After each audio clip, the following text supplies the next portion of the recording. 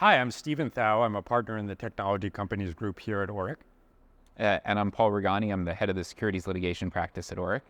And we're here today to talk about shadow trading, which is a new theory of insider trading that the SEC is pursuing. Paul, what is shadow trading? So shadow trading has been in the news lately, as you said, because of recent successful SEC enforcement action.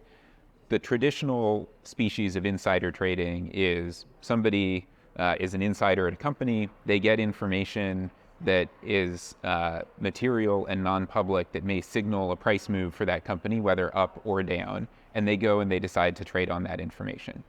So shadow trading is different, and it's unique because instead of learning information about your own company and trading in your own company's stock, it's taking information that you learn and then using that to go and trade in the stock of a different company.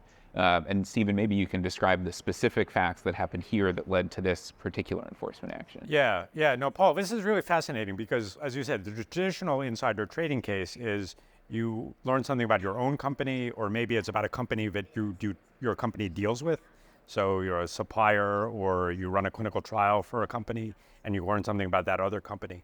In this case, the individual who was charged and convicted for shadow trading was an executive at one biotech company that was acquired by Pfizer. And he received an email from his boss, the CEO, saying, hey, we're going to sign our deal with Pfizer. And per the trial transcript, 7 minutes later, he bought stock in another biotech company on the assumption that the announcement of the deal involving his own company was going to cause the stock price of that other company to increase. And that's what led to the action. Right, which turned out, at least initially, to be a pretty good bet on his part. It was a six-figure profit that he made initially on the trade, but also I think something that got the attention of the SEC and led to the enforcement action.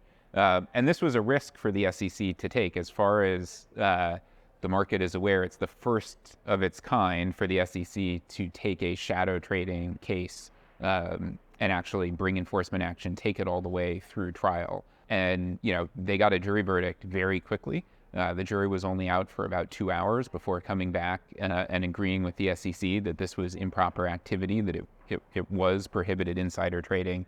And I think it's going to embolden the SEC to look for more and more of these opportunities and look for ways where it can engage in sort of its market policing role against things that it perceives to be unfair conduct. Right. But then where do you draw the line, right? If it's not about your own company or some company that you have a contractual dealing with, but it's just about the industry at large, right? How do you know what's a safe trade or not? Yeah, so I think it is particularly hard to draw the line, and I think it does introduce a level of unpredictability and uncertainty into how people can go about and engaging in trading activities. And, that's difficult both for the individuals, but also for the companies who have these folks as their employees as they want to try to set guidance and set policy for them. And I think, the best starting point is from a sense of fundamental fairness, right? If you have information that you only have by virtue of your position as an insider at a company that isn't more broadly known to the public, this sends a message that the SEC is saying you shouldn't be taking advantage of that to your own personal benefit. And so I think the starting point for people to understand is, what kind of information do I have? Is it confidential? Is it something the market knows about? Is it something that is likely to be viewed as having a strong impact on the value of my company, of other companies, et cetera? And if it feels like, hey, this is information that gives me a leg up because I know it and nobody else does, that's probably not information that you want to be trading on, because that will put you at risk of some enforcement action coming from the SEC. And I'm sure a lot of people are wondering, like, how does the SEC even figure these things out? Like, if you work at company A and you buy stock in company D, right? How do they make those connections? Well, so the SEC has trading access to everything that happens on NASDAQ and the New York Stock Exchange. And they also have very sophisticated models that they can run across those trading activity to look for unusual patterns. So this may have been a circumstance where there was an unusual spike in activity in the trading in this other company's stock on that day. And so they found out who was involved in the trading, and they went and they sent information requests and went to go and look into it. But any trading that you do in a security that's traded on one of the public markets, like the SEC can see that and can find out about it. And it's just a choice of where they direct their resources in terms of saying, oh, if I identify this unusual activity here or this unusual activity there, let's follow up and find out more. Yeah. So what can companies do to try to protect their employees? And should they do anything, right? This is a new area of law.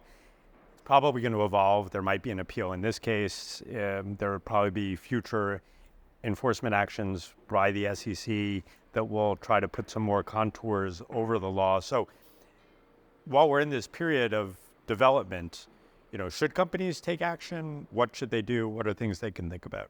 Right. So a lot of companies already have insider trading policies. And on one sense, you might ask, well, why do you have an insider trading policy if there are laws that already prohibit insider trading?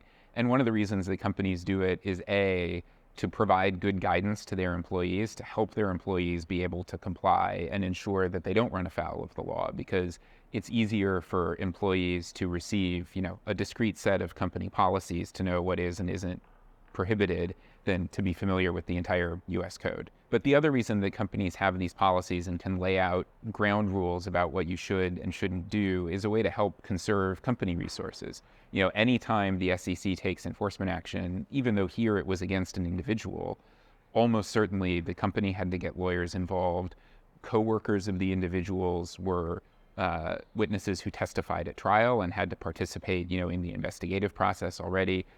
This one individual, certainly his job at the company was disrupted, which causes cost, causes time. It's all sorts of burdens that are imposed on the company for this. And so, I think companies are faced with a choice, right? On the one hand, if you say any kind of information that you get, just don't trade on it at all, that could come off as an overly conservative position. It could unduly restrict people's ability to go and fairly trade on the market.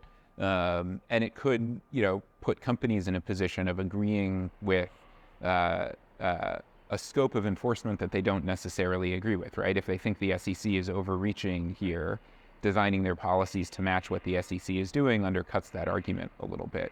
But giving clearer guidance also just helps people follow the boundaries. And in this area in particular, there are incentives both for individuals and for companies, not just to do the bare minimum of what the law requires, but to put some cushion between what the company will allow and what the law allows, to provide a little bit of extra comfort and extra benefit to ensure that you steer clear of these kinds of enforcement actions. Yeah.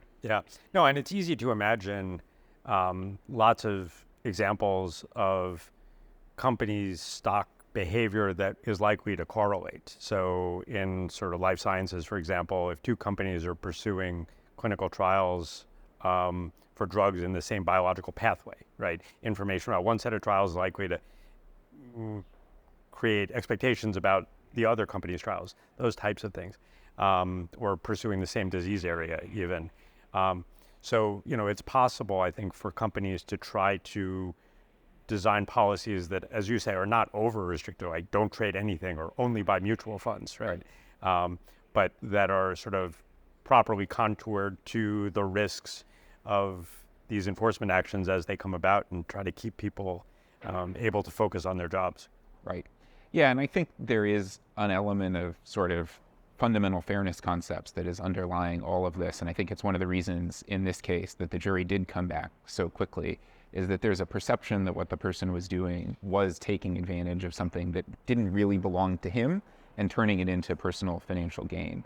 And from a corporate policy perspective, I think that's a perfectly fair place to start with the lens of how you think about your insider trading policies, right? You want to encourage your people not to be taking unfair advantage of information that they come into possession of just by virtue of their job. You want to encourage them to be, conducting themselves fairly and even-handedly when they're out in the market trading, and to be fair stewards of information that they get as employees of the company. No, I think that's very good advice, and we'll have to see how the law evolves in this area. But for now, I think that's a good place to start. Yeah. Thank you.